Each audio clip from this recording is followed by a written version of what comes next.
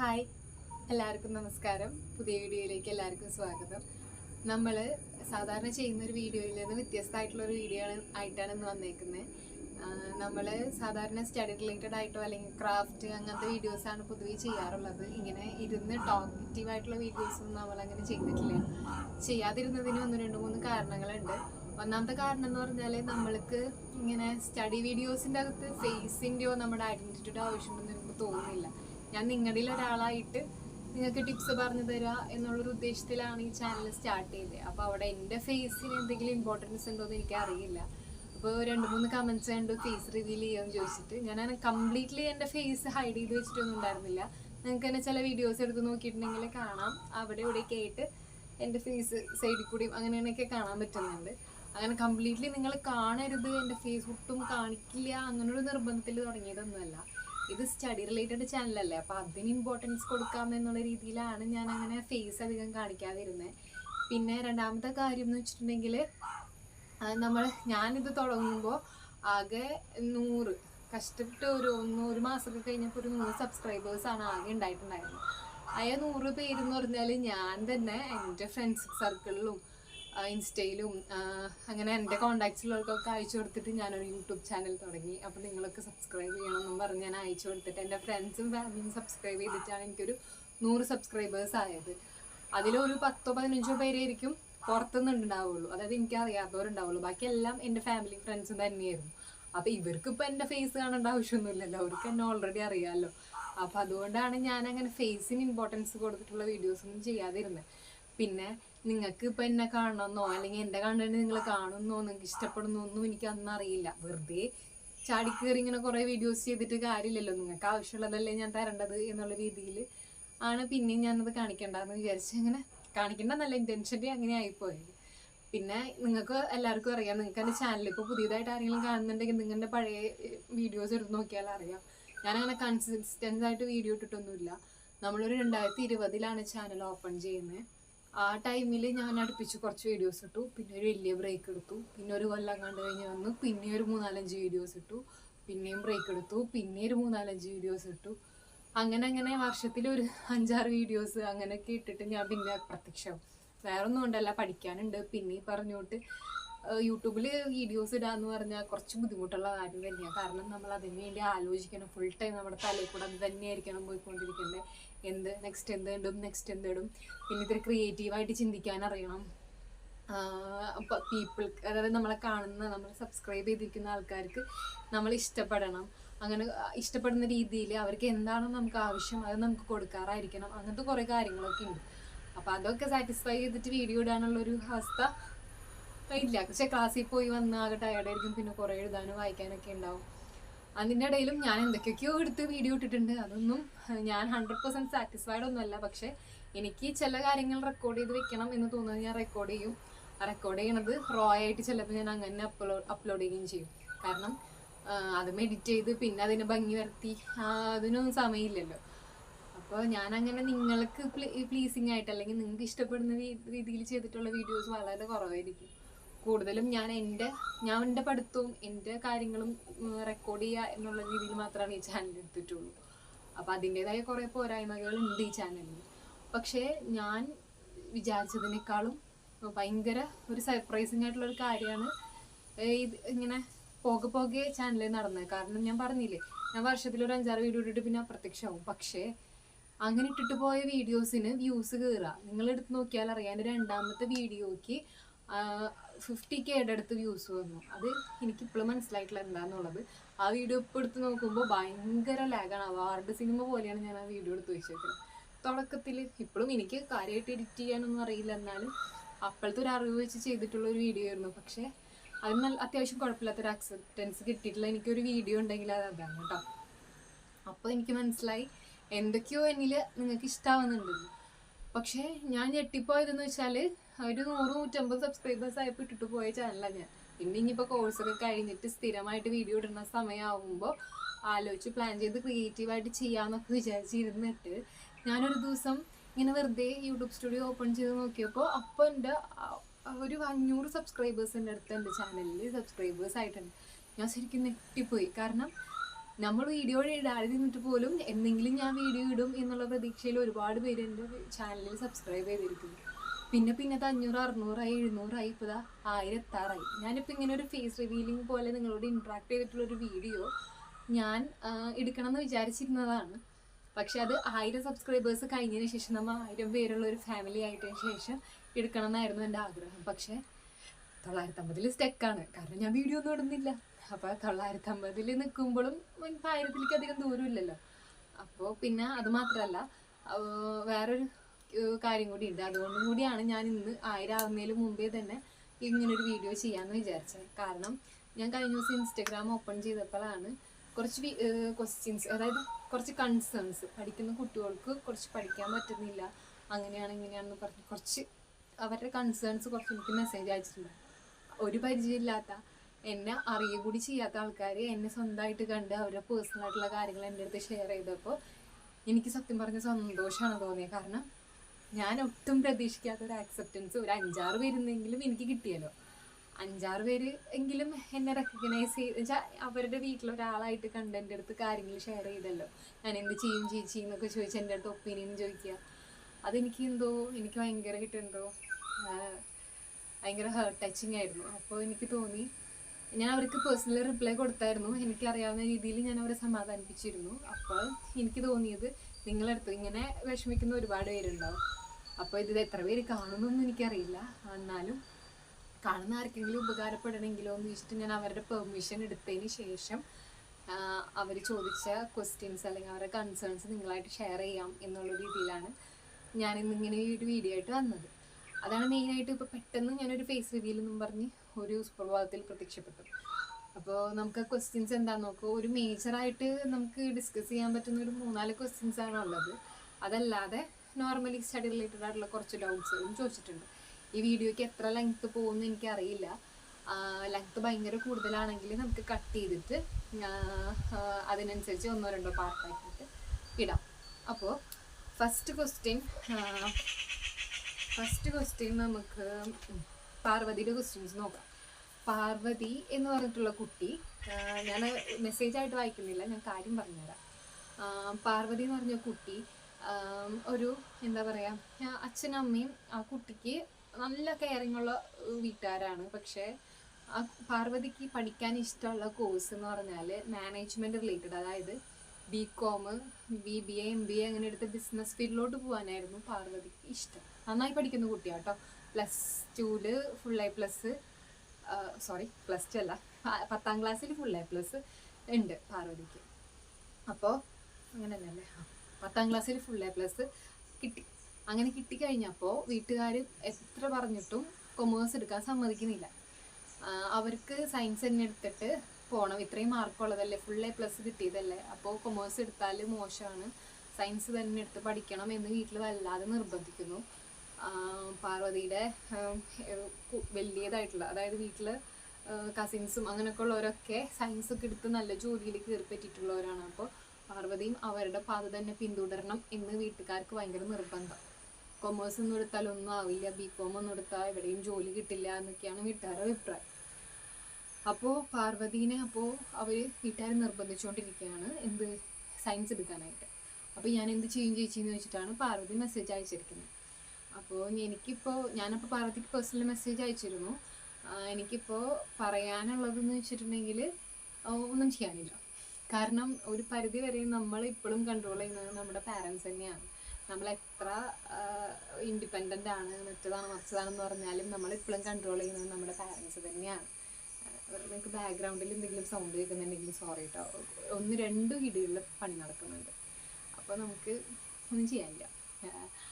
അപ്പോൾ നിങ്ങളൊന്ന് എക്സ്ക്യൂസ് ചെയ്യാം. എൻ്റെ സൗണ്ട് കേൾക്കാൻ പറ്റുന്നുണ്ടെന്ന് ഞാൻ വിചാരിക്കും.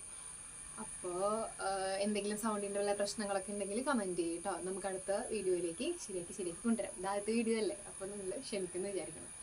അപ്പോൾ പാർവതിയുടെ കേസിലേക്ക് തിരിച്ചു വരാം. അപ്പോൾ ഞാൻ പാർവതിയുടെ അടുത്ത് പറഞ്ഞതെന്ന് വെച്ചാൽ ഒന്നും ചെയ്യാനില്ല. ഇപ്പം എൻ്റെ കേസിലാണെങ്കിലും എനിക്കും ഒന്നും ചെയ്യാൻ പറ്റില്ലായിരുന്നു. കാരണം നമുക്കൊരു പരിധി വരെയും പറയാം എന്നല്ലാതെ അതിനപ്പുറത്തേക്ക് നമുക്ക് തീരുമാനം എടുക്കാൻ പറ്റില്ല. പിന്നെ അത്രയ്ക്ക് നമ്മൾ ബോൾഡായിരിക്കണം, നമ്മളെ സ്റ്റാൻഡിൽ തന്നെ ഉറച്ചു നിൽക്കുന്ന അത്ര ബോൾഡായിരിക്കണം. ഇപ്പോൾ പാർവതിനെ സംബന്ധിച്ച് പാർവതിക്ക് അച്ഛനമ്മനെ വിഷമിപ്പിക്കാനും പറ്റില്ല. അപ്പോൾ അങ്ങനെയുള്ളൊരു സാഹചര്യത്തിൽ നമുക്ക് എന്താ ചെയ്യാൻ പറ്റുക? നമുക്ക് അവർ പറയുന്ന പോലെ സയൻസ് എടുക്കാം. ഞാനൊരു കാര്യം പറയട്ടെ, സയൻസ് എടുത്തെന്ന് വിചാരിച്ചിട്ട് നിങ്ങൾക്ക് BCOMലേക്കും MBAയിലേക്കും ഒന്നും ഒരിക്കലും തിരിയാൻ പറ്റില്ല എന്നില്ല. ഇപ്പോൾ വീട്ടുകാർ പറഞ്ഞോട്ട് എഞ്ചിനീയറിംഗ് എടുക്കാമെന്ന് വിചാരിക്കാം. എഞ്ചിനീയറിംഗ് എടുത്ത് എഞ്ചിനീയർ ആയി കഴിഞ്ഞിട്ട് നമുക്ക് MBA എടുക്കാം. BTech കഴിഞ്ഞിട്ട് നമുക്ക് MBA എടുക്കാനുള്ള ഓപ്ഷൻ ഉണ്ട്. ഇനിയിപ്പോൾ അങ്ങനെ എടുക്കുമ്പോൾ MBA ടഫായിരിക്കും എന്നൊരു ടെൻഷൻ ഉണ്ടെങ്കിൽ ഡിസ്റ്റൻ്റ് ആയിട്ട് നമുക്ക് BCom ചെയ്യാനുള്ള ഓപ്ഷൻ ഉണ്ട്. ഇപ്പോൾ നമുക്ക് ഇഷ്ടമില്ലാത്തൊരു ഫീൽഡാണെന്നും പറഞ്ഞിട്ട് നമ്മളത് പഠിക്കാതിരിക്കരുത്. നമുക്കൊണ്ട് പറ്റുന്ന പോലെ ട്രൈ ചെയ്യാം. തീരെ പറ്റുന്നില്ലെങ്കിൽ നമുക്ക് അപ്പം എന്താണെന്ന് വെച്ചാൽ വീട്ടുകാരോട് ഡിസ്കസ് ചെയ്ത് തീരുമാനിക്കാം. ഇപ്പോൾ +1 ഇപ്പോൾ നമ്മൾ സയൻസ് എടുത്തു എന്നും പറഞ്ഞ് നാളെ നമുക്ക് BCom എടുക്കാൻ പറ്റില്ല എന്നില്ല. +2 കഴിഞ്ഞിട്ട് നമുക്ക് ആർട്സ് കോളേജിൽ BComന് അഡ്മിഷൻ കിട്ടും. +2 സയൻസ് +1 സയൻസ് ആയിരുന്നു എന്നും പറഞ്ഞിട്ട് ഒരു പ്രശ്നമില്ല. അത് മാക്സിമം വീട്ടുകാരെ പറഞ്ഞ് കൺവിൻസ് ചെയ്യാൻ നോക്കുക. എന്നിട്ട് മനസ്സിലായില്ലെങ്കിൽ സയൻസ് എടുത്ത് പഠിക്കാം. അത് കഴിഞ്ഞിട്ട് നമുക്ക് BCom അത് കഴിയുമ്പോൾ ഒന്നുകൂടി സംസാരിച്ച് നോക്കുക. BCom എടുത്തോട്ടെ എന്ന് സമ്മതിച്ചില്ലെങ്കിൽ അവർ പറയുന്ന കോഴ്സ് എടുക്കുക. അതിനുശേഷം MBA ചെയ്യാം. എന്തെങ്കിലും ഒരു ഗ്രാജുവേഷൻ ഉണ്ടെങ്കിൽ നമുക്ക് MBA ചെയ്യാൻ പറ്റും. അപ്പോൾ ഞാൻ പഠിക്കുന്ന മെഡിക്കൽ ഫീൽഡാണ്. ഞാൻ B.Pharm ആണ് പഠിച്ചുകൊണ്ടിരിക്കുന്നത്. എനിക്ക് B.Pharm കഴിഞ്ഞിട്ട് MBA എടുക്കാൻ പറ്റും. അപ്പോൾ MBA എടുക്കുക എന്നുള്ളതാണ് നമ്മുടെ അൾട്ടിമേറ്റ് ഇഷ്ടമെങ്കിൽ അത് എങ്ങനെയെങ്കിലും കറങ്ങി തിരിച്ച് നമുക്ക് അവിടേക്ക് വരാൻ പറ്റും. പിന്നെ BCom പഠിച്ചിട്ട് അങ്ങനെ പോകണം എന്നുള്ള ഇഷ്ടമുണ്ടെങ്കിൽ BCom നമുക്ക് ഡിസ്റ്റൻ്റ് ആയിട്ടായാലും ചെയ്യാമല്ലോ. ഓപ്ഷൻസ് എല്ലാം ഉണ്ട്. നമ്മളൊന്ന് പ്രിപ്പയർ ആയിരിക്കുക. നമ്മുടെ സമയം വരുന്നത് വരെ നമ്മൾ വെയിറ്റ് ചെയ്യുക, അത്രയേ ഉള്ളൂ. അപ്പോൾ പറയും ഇപ്പോൾ തൽക്കാലം ടെൻഷനൊന്നും ആവണ്ട. തൽക്കാലം ഇപ്പോൾ സയൻസ് എടുത്ത് പഠിക്കുക. വീട്ടുകാരെ വിഷമിപ്പിക്കാൻ പറ്റില്ല, സ്ട്രോങ് ആയിട്ടൊരു ഡിസിഷൻ എടുക്കാൻ പറ്റില്ല എന്നാണെങ്കിൽ സയൻസ് എടുക്കുക, പഠിക്കാൻ ശ്രമിക്കുക, നന്നായിട്ട് ശ്രമിക്കുക. അതും പറഞ്ഞ് ഇഷ്ടമില്ലാത്ത സബ്ജക്റ്റാണെന്നും പറഞ്ഞ് ഉറപ്പരുത്. മാക്സിമം ട്രൈ ചെയ്യുക പഠിക്കാനായിട്ട്. പഠിക്കാം. ഞാനിപ്പോൾ പഠിച്ചതല്ലേ, പാസ്സായതല്ലേ, പാസ്സാവാൻ പറ്റും. സിമ്പിളായിട്ട് പാസ്സാവാൻ പറ്റും. അപ്പോൾ നന്നായിട്ട് പഠിക്കാം. ഓക്കെ, നമുക്കിനി അടുത്ത ക്വസ്റ്റ്യനിലോട്ട് കിടക്കാം. അടുത്ത ക്വസ്റ്റ്യൻ ചോദിച്ചിരിക്കുന്നത് ദേവപ്രിയ എന്ന് പറഞ്ഞ കുട്ടിയാണ്. ദേവപ്രിയയ്ക്ക് ഉള്ളൊരു പ്രശ്നം എന്ന് പറഞ്ഞാൽ അത് ഇങ്ങനെയൊക്കെ പറയാം. അതായത് പാരൻസിന് നമ്മുടെ വീട്ടിൽ നമ്മുടെ അച്ഛനും അമ്മയും തമ്മിലുള്ളൊരു ബോണ്ടിങ് പോകുമ്പോൾ ഒരുപാട് കുട്ടികൾക്ക് അത് പിന്നീട് പ്രശ്നങ്ങളായി മാറാറുണ്ട്. അതുപോലൊരു കേസാണ് ദേവപ്രിയയുടെ പാരൻസ് ഡിവോഴ്സിൻ്റെ വക്കിലാണ്. അതായത് അവർ ഓൾമോസ്റ്റ് ഡിവോഴ്സ് ആവുന്ന എല്ലാ പ്രൊസീജിയേഴ്സും കഴിഞ്ഞു. കോർട്ടിലൊക്കെ അവർ ഹാജരായി അങ്ങനത്തെ പരിപാടികളൊക്കെ കഴിഞ്ഞ് നിൽക്കുകയാണ്. അവരെന്തായാലും ഡിവോഴ്സ് ആവും എന്നുള്ളൊരു ഇതിൽ നിൽക്കുകയാണ്. ദേവപ്രിയയ്ക്കാണെങ്കിൽ അവർ പിരിയുന്നതിനോട് ഒട്ടും താല്പര്യമില്ല. അവൾക്ക് ഇപ്പോഴും പാരൻസ് ഒരുമിച്ച് വേണം എന്നൊരാഗ്രഹമുണ്ട്. പക്ഷേ പാരൻസ് ആണെങ്കിൽ എന്ത് ചെയ്തിട്ടും ഒരുമിച്ച് പോകാൻ പറ്റുന്നില്ല എന്നുള്ള രീതിയിൽ അങ്ങനെ പാരൻസ് ഭയങ്കര വയലൻ്റായിട്ട് അങ്ങോട്ടും ഇങ്ങോട്ടും ഉപദ്രവിച്ചിട്ടൊന്നുമല്ല, അവർ മ്യൂച്വലി ഡിവോഴ്സ് ചെയ്യാണ്. അപ്പോൾ ദേവപ്രിയയുടെ ആയിട്ട് കുറച്ച് ഞാൻ സംസാരിച്ചപ്പോൾ എനിക്ക് മനസ്സിലായതെന്ന് വെച്ചിട്ടുണ്ടെങ്കിൽ പാരൻസിന് അവരുടേതായ ഒരു പേഴ്സ്പെക്റ്റീവ് ഉണ്ട് ജീവിക്കാനായിട്ട്. പക്ഷെ അവർ ഒരുമിച്ച് ജീവിക്കുമ്പോൾ രണ്ടുപേർക്കും ജീവിക്കാൻ പറ്റുന്നില്ല എന്നൊരവസ്ഥയാണ്. അപ്പോൾ ഇടയിൽ ബലിയാടാവുന്നത് ദേവപ്രിയയാണ്, അതെനിക്ക് മനസ്സിലായി. പക്ഷേ അതിനപ്പുറത്തേക്ക് അവർക്കൊരു ലൈഫുണ്ട്. നമ്മളെപ്പോഴും അത് മനസ്സിലാക്കണം. നമ്മളെ പ്രസവിച്ചു അല്ലെങ്കിൽ നമ്മളെ വളർത്തണു എന്ന് പറഞ്ഞിട്ട് നമ്മുടെ അച്ഛനമ്മയ്ക്കും അവരുടെ ഒരു പേഴ്സണൽ ലൈഫ് ഉണ്ടാവാൻ പാടില്ല എന്ന് നമുക്ക് നിർബന്ധം പിടിക്കാൻ പറ്റില്ല. നാളെ നമ്മളൊരാളെ കല്യാണം കഴിച്ച് നമുക്ക് ഒരു തരത്തിൽ അയാളോട് അഡ്ജസ്റ്റ് ചെയ്യാൻ പറ്റുന്നില്ലെങ്കിൽ നമ്മൾ എന്തായാലും ഡിവോഴ്സിൻ്റെ കാര്യങ്ങളെ പറ്റി ആലോചിക്കും. അതുപോലെയുള്ള ഫ്രീഡം നമ്മുടെ അച്ഛനമ്മയ്ക്കും ഉണ്ട്. ഒരു കുട്ടിയായി എന്നുള്ളത് ഡിവോഴ്സ് ചെയ്യാനായിട്ട് ഒരു ബുദ്ധിമുട്ടാവാൻ പാടില്ല. ദേവപ്രിയ കറക്റ്റായിട്ട് അവരുടെ സിറ്റുവേഷൻ എന്താണെന്ന് മനസ്സിലാക്കണം.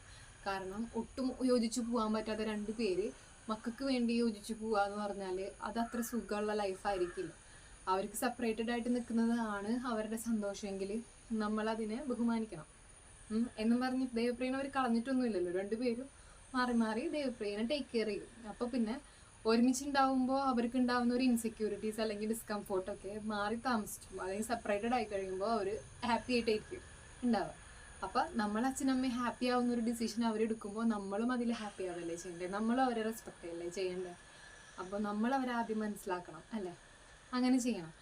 അതല്ലാതെ നമ്മൾ ഫോഴ്സ് ചെയ്തിപ്പോൾ അവരെ പിടിച്ച് നിർത്തിയിട്ട് അവരെ ലൈഫ് സ്പോയിൽ ചെയ്തിട്ട് നാളെ ദേവപ്രിയയ്ക്ക് വലുതായി ജോലിയായി കല്യാണം കഴിഞ്ഞ് ദേവപ്രിയ പുറത്ത് സെറ്റിൽ ആവുകയാണ്, അല്ലെങ്കിൽ ഇത്തിരി വന്നു പോകാൻ പറ്റാത്ത ദൂരത്തേക്ക് ദേവപ്രിയനെ കല്യാണം കഴിച്ചു കൊടുക്കുകയാണെന്ന് വിചാരിക്കാം.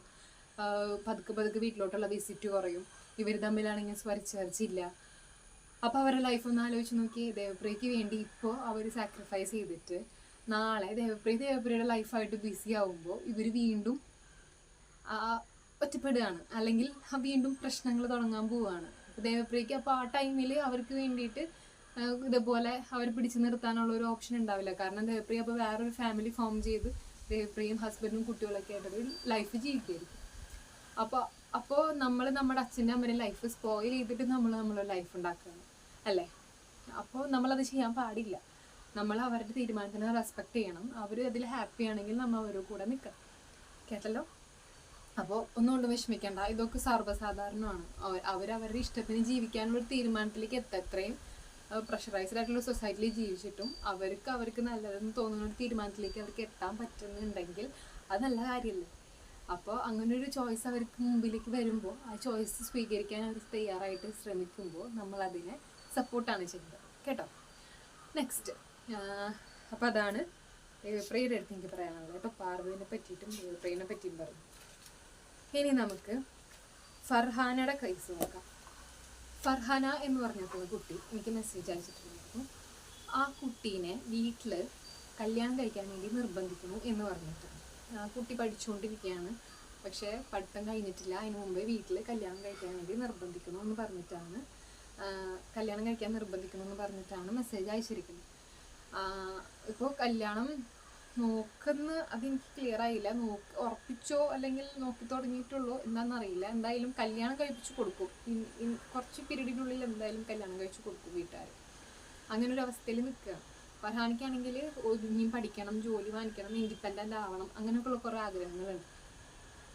അപ്പോൾ എനിക്ക് ഫർഹാനയുടെ അടുത്ത് പറയാനുള്ളത്, നമ്മൾ ഒരിക്കലും മറ്റുള്ളവരെ വെച്ച് കമ്പയർ ചെയ്യരുത്. അതായത് കല്യാണം ഈ ചെറിയ പ്രായത്തിൽ കല്യാണം കഴിക്കുന്നത് തെറ്റല്ല. ഒരു നല്ലൊരു കാര്യം ആണോ എന്ന് ചോദിച്ചാൽ എനിക്കറിയില്ല. കാരണം കല്യാണം, അതായത് ഒട്ടും എന്താ ചെയ്യേണ്ടതെന്ന് അറിയാതെ ബ്ലാങ്ക് ആയി നിന്നവരെ കല്യാണം കഴിഞ്ഞപ്പോൾ ഒന്ന് സെറ്റിലായവരുണ്ട്. കല്യാണം കഴിഞ്ഞതിന് ശേഷം പഠിച്ച് ജോലി വാങ്ങിച്ച് ലൈഫ് സെറ്റിലായിട്ടുള്ള ഇഷ്ടം പോലെ എക്സാമ്പിൾസ് നമുക്കുണ്ട്. ഒരു പക്ഷേ അവർ കല്യാണം കഴിച്ചില്ലായിരുന്നെങ്കിൽ അവർക്ക് അങ്ങനെ ഒരു അച്ചീവ്മെൻ്റ് എടുക്കാൻ പറ്റില്ലായിരുന്നു എന്ന് വരെ വിചാരിക്കുന്ന ഇഷ്ടം പോലെ ആൾക്കാരുണ്ട്. അപ്പോൾ കല്യാണം കംപ്ലീറ്റ്ലി നോയാണ്. ഒരിക്കലും 19 വയസ്സിൽ 20 വയസ്സിലൊന്നും കല്യാണം കഴിക്കാൻ പാടില്ല എന്ന് എനിക്ക് ഉറപ്പിച്ച് പറയാൻ പറ്റില്ല. ഇതൊരു കോൺട്രവേഴ്സി ടോപ്പിക് ആവുമെന്ന് എനിക്കറിയില്ല. എന്നാലും അങ്ങനെ കംപ്ലീറ്റ്ലി നമ്മൾ അങ്ങനെ ചെയ്യരുത് എന്ന് ഞാൻ പറയില്ല. കല്യാണം ഓരോരുത്തരുടെ പേഴ്സണൽ ചോയ്സാണ്. നമ്മൾ വില്ലിങ് ആണെങ്കിൽ നമുക്ക് 18 വയസ്സിലോ 20 വയസ്സിലോ എപ്പോഴാണെങ്കിലും കല്യാണം കഴിക്കാം. നമ്മൾ വില്ലിങ് ആവണം. പക്ഷെ നമ്മളിപ്പോൾ ഒരു സാഹചര്യം വെച്ചിട്ട് നമുക്ക് വീട്ടുകാരാണ് കൂടുതലും നമ്മളെ കാര്യങ്ങൾ തീരുമാനിക്കാം. ഇപ്പം അവരുടെ സന്തോഷത്തിന് വേണ്ടിയിട്ട് അവർ കല്യാണം കഴിച്ചു കൊടുക്കുകയാണ്. ഫർഹാനയ്ക്ക് ഒരു പരിധി കൂടുതൽ എതിർക്കാൻ പറ്റുന്നില്ലെങ്കിൽ കല്യാണം കഴിക്കാൻ തന്നെ ഞാൻ പറയുള്ളൂ. അവരോട് സംസാരിക്കുക, കല്യാണം ഉറപ്പിച്ചവരുടെ അടുത്ത് നമ്മൾ സംസാരിക്കുക. എന്നിട്ട് പറയാം, എനിക്കിങ്ങനെ പഠിക്കാൻ ഇഷ്ടമുണ്ട്, ജോലിക്ക് പോകാൻ ഇഷ്ടമുണ്ടെന്ന് പറയാം. അവർ സമ്മതിച്ചില്ലെങ്കിൽ നമുക്ക് അടുത്ത ഓപ്ഷൻ നോക്കണം. കാരണം എനിക്ക് പരിചയമുള്ള ഒരാൾ കല്യാണം കഴിഞ്ഞു, 19 വയസ്സിൽ കല്യാണം കഴിഞ്ഞിട്ട് 2 കുട്ടികളായിട്ട് 32ാമത്തെ വയസ്സിൽ 2 കുട്ടികളും വലുതായി കഴിഞ്ഞതിന് ശേഷം 32ാമത്തെ വയസ്സിൽ PSC എഴുതി ടീച്ചറായിട്ട് ജോയിൻ ചെയ്തിട്ടുണ്ട്. അപ്പോൾ ഒന്ന് ആലോചിച്ച് നോക്ക്, അവർക്കും പഠിക്കാനുള്ള ഓപ്ഷൻ ഉണ്ടായിരുന്നില്ല. നേരത്തെ കല്യാണം കഴിച്ചു കൊടുത്തു, പഠിക്കാൻ പറ്റിയില്ല, പഠിച്ചുകൊണ്ടിരുന്ന കോഴ്സ് കംപ്ലീറ്റ് ചെയ്യാൻ പറ്റിയില്ല. അങ്ങനെ ഉണ്ടായിരുന്നു. ആകെ ഉണ്ടായിരുന്ന TTC ആണ്. ആ TTC വെച്ചിട്ട് കിട്ടാവുന്ന നല്ല ജോലി വാങ്ങിച്ചു കൊടുത്തു. PSC എഴുതി ഫസ്റ്റ് ചാൻസിൽ തന്നെ വാങ്ങിച്ചു കൊടുത്തു. എത്രാമത്തെ വയസ്സിൽ? 30-32ാമത്തെ വയസ്സിൽ. അപ്പോൾ ഒന്ന് ആലോചിച്ച് നോക്ക്, നമ്മുടെ ചുറ്റുമുള്ളവർ 20 വയസ്സിൽ ഗ്രാജുവേറ്റഡ് ആയി, 21 വയസ്സിൽ ഗ്രാജുവേറ്റഡ് ആയി, 25 വയസ്സിൽ ജോലി കിട്ടി, 26 വയസ്സിൽ സെറ്റിൽഡ് ആയി. അതൊന്നും നോക്കിയിട്ട് നമുക്ക് ജീവിക്കാൻ പറ്റില്ല. ഓരോരുത്തരും ഡിഫറെൻ്റ് ആണ്. എല്ലാവർക്കും ഒരേപോലെ ജീവിക്കാൻ പറ്റില്ല. അപ്പോൾ 21-25 വയസ്സാണ് ഒരാൾ സെറ്റിൽ ആവേണ്ട സമയമെന്ന് എവിടെ എഴുതി വെച്ചിട്ടില്ല. നമ്മളെപ്പോഴാണോ നമുക്ക് ടൈം വരുന്നത്, നമുക്കൊരു സമയമുണ്ട്, എല്ലാവർക്കും സമയമുണ്ട്. ആ സമയം നമ്മളെ മുന്നിലോട്ട് വരുമ്പോൾ നമുക്കും വഴികളൊക്കെ താനെ ഓണായി വരും. ഇപ്പോൾ 32 വയസ്സിലും 40 വയസ്സിലും 50 വയസ്സിലും ഇപ്പോൾ എൻ്റെ കോളേജിൽ തന്നെ 60 വയസ്സ് കഴിഞ്ഞിട്ടുള്ളൊരു ആൻറ്റി പഠിക്കാൻ വരുന്നുണ്ട്. എന്തിന്? എല്ലാവരും ചോദിക്കും എന്തിന്, ഇനിയിപ്പോൾ പഠിച്ചിട്ട് എന്ത് ജോലിക്ക് പോകാനാണ്. പക്ഷേ അതൊക്കെ ആഗ്രഹങ്ങളാണ്. ചെറിയ പ്രായത്തിൽ പറ്റാത്തത് ഇപ്പം നേടുകയാണ്. അപ്പോൾ ഓപ്പർച്യൂണിറ്റീസ് നമ്മുടെ മുന്നിൽ എപ്പോഴും ഓപ്പൺ ആയിട്ട് തന്നെയുണ്ട്. നമ്മളതിന് കണ്ണ് തുറന്ന് നോക്കി തന്നെ ഇരിക്കണം. അല്ലാതെ 18 വയസ്സിൽ തന്നെ പഠിക്കണം, 20 വയസ്സിൽ തന്നെ പഠിക്കണം, അങ്ങനെയൊന്നുമില്ല. ഇപ്പം ഞാൻ എൻ്റെ ക്ലാസ്സിലുള്ള എല്ലാ കുട്ടികളെക്കാളും ഒരു 5 വയസ്സ് മൂത്തതുണ്ട് എനിക്ക്. എൻ്റെ കൂടെയുള്ളവരെല്ലാവരും ഒരു 23 വയസ്സ് അടുപ്പിച്ച് ഗ്രാജുവേറ്റഡ് ആയിട്ട് ഇറങ്ങുമ്പോൾ ഞാൻ എത്ര വയസ്സ്? 5 വർഷമാണ് എൻ്റെ പോയത്. അത് ഞാൻ റിപ്പീറ്റ് ചെയ്തിട്ട് മെഡിക്കൽ എൻട്രൻസ് റിപ്പീറ്റ് ചെയ്തിട്ടാണ് പോയത്. അതൊരു വലിയ കഥയാണ്. അത് പിന്നെ വേറെ എപ്പോഴെങ്കിലൊക്കെ പറഞ്ഞത്. അപ്പോൾ ഒന്ന് ആലോചിച്ച് നോക്ക്, എനിക്ക് എൻ്റെ 5 വർഷമാണ് പോയത്. ആ 5 വർഷം മുമ്പ് ഞാൻ ഈ പഠിച്ചിറങ്ങണമെങ്കിൽ പിന്നെ ഞാൻ 5 വർഷം ജോലി ചെയ്യേണ്ട ടൈം കഴിഞ്ഞില്ലേ. അപ്പോൾ അങ്ങനെ ഇപ്പം ജോലിക്ക് കയറി ഒരു അത്യാവശ്യം സാലറി ഒക്കെ വാങ്ങിക്കേണ്ട സമയമായി. അപ്പോൾ അതുകൊണ്ട് അതൊന്നും നോക്കിയിട്ട് കാര്യമില്ല. ഓരോരുത്തർക്കും സെറ്റിൽ ആവാനായിട്ട് ഓരോ സമയമുണ്ട്. ആ കറക്റ്റ് ടൈം ആകുമ്പോഴേ അത് സംഭവിക്കുള്ളൂ. അല്ലാതെ ഇപ്പുറത്തെ ആൾ എങ്ങനെ സെറ്റിലായി എന്നുള്ളത് നോക്കിയിട്ട് നമുക്ക് ജീവിക്കാൻ പറ്റില്ല. അപ്പോൾ എന്താ ചെയ്യാൻ പറ്റുക? ഇപ്പോൾ വീട്ടുകാരടുത്ത് സംസാരിക്കുക. അവരെന്നിട്ട് കല്യാണത്തിൽ ഉറച്ചു നിൽക്കുകയാണെങ്കിൽ കല്യാണം കഴിക്കാൻ പോകുന്ന ആളോട് സംസാരിക്കുക. ആളും ഓക്കെ അല്ലെങ്കിൽ ഓക്കെ ആവുന്നതുവരെ വെയിറ്റ് ചെയ്യുക. ഒരു ദിവസം ഓൺലൈനായിട്ട് പഠിക്കുകയോ അല്ലെങ്കിൽ ഡിസ്റ്റൻ്റായിട്ട് വല്ല ഡിഗ്രി എടുക്കുകയോ അങ്ങനെ എന്തെങ്കിലുമൊക്കെ ചെയ്യുക. വല്ല ട്യൂഷൻ എടുക്കാൻ പറ്റുമെങ്കിൽ ട്യൂഷൻ എടുക്കുക. അങ്ങനെ എന്തെങ്കിലും ഓപ്ഷൻസ് നോക്കിയിട്ട് ചെയ്യാൻ പറ്റുന്നത് ചെയ്യും. അല്ലാതെ ഇതോടുകൂടി എൻ്റെ ലൈഫ് തീർന്നു പോയി എന്ന് വിചാരിച്ച് തോറ്റു കൊടുക്കരുത്. എന്ത് പ്രതിസന്ധിയിൽ കൊണ്ടുവന്നിട്ടാലും ജീവിക്കാൻ പറ്റും. ഓക്കെ, അപ്പോൾ ഫർഹാനയുടെ കാര്യം കഴിഞ്ഞു. ഇനി അടുത്തത് ഇത്തിരി കോംപ്ലിക്കേറ്റഡ് ആയിട്ടുള്ള കേസാണ്. പ്രവീണ എന്ന് പറഞ്ഞിട്ടുള്ള കുട്ടിയാണ് എനിക്ക് മെസ്സേജ് അയച്ചിരിക്കുന്നത്. പ്രവീണയുടെ പ്രശ്നം എന്ന് പറഞ്ഞിട്ടുണ്ടെങ്കിൽ ആള് ബ്രേക്കപ്പായി. ആള് ഇത്തിരി അത്യാവശ്യം കുഴപ്പമില്ലാത്തൊരു ടോക്സിക് റിലേഷനിലായിരുന്നു. ബ്രേക്കപ്പ് എന്ന് വെച്ചാൽ ഈ കുട്ടി വേണ്ടാന്ന് വെച്ചു, പക്ഷെ ആ പയ്യന് ഇപ്പോഴും വേണ്ടാണ്ടായിട്ടില്ല.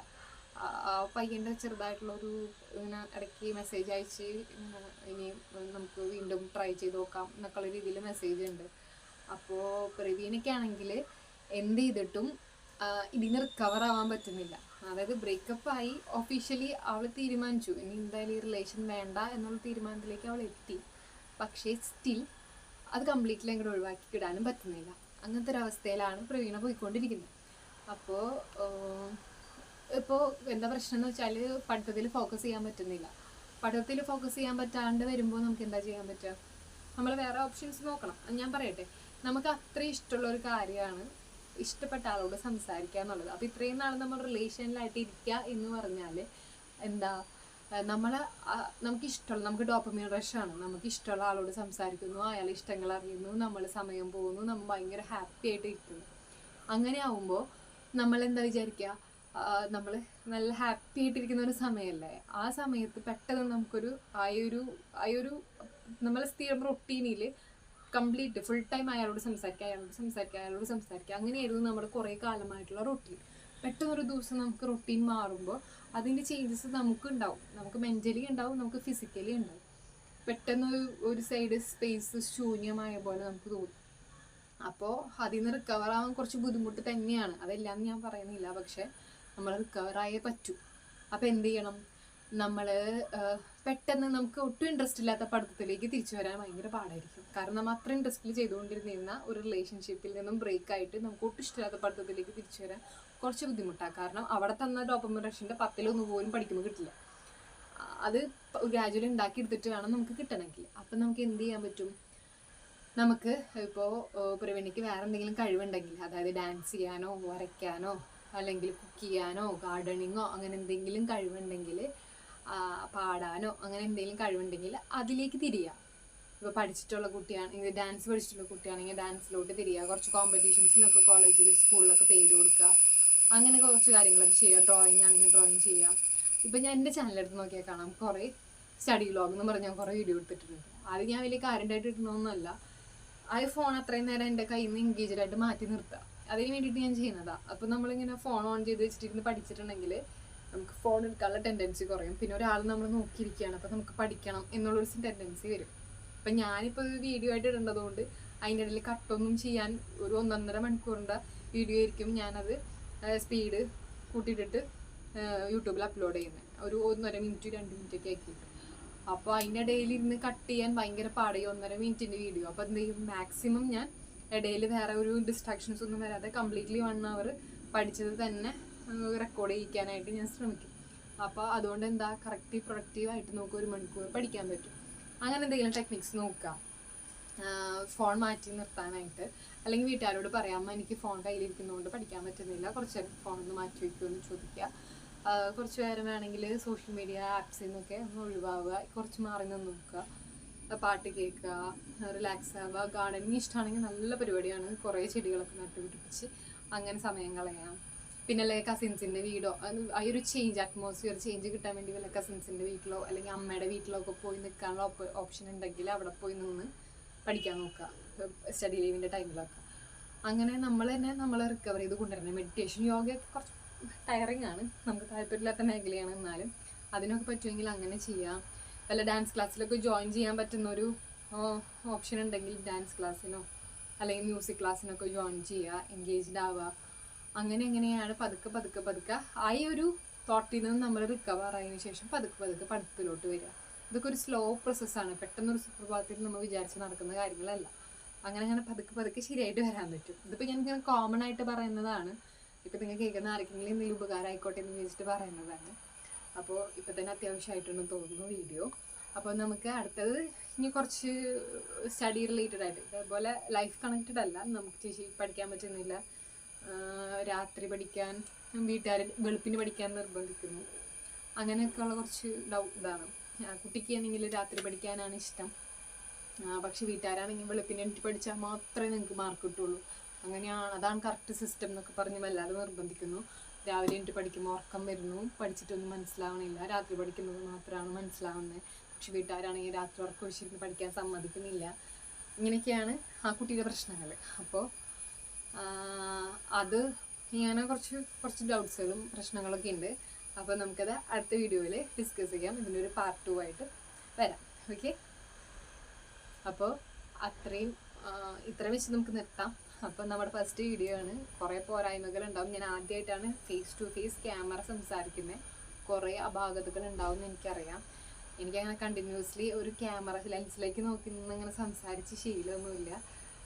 അതിൻ്റേതായ ഒരു അപ്വേർഡ്നെസ് എനിക്കുണ്ട്. എനിക്കൊരു ഒരു ചെറിയൊരു ആർട്ടിഫിഷ്യാലിറ്റി എനിക്ക് ഫീൽ ചെയ്യുന്നുണ്ട്. എങ്ങനെയാണ് അത് ലാസ്റ്റ് ഔട്ട്പുട്ട് എങ്ങനെയായിരിക്കും എന്ന് എനിക്കറിയില്ല.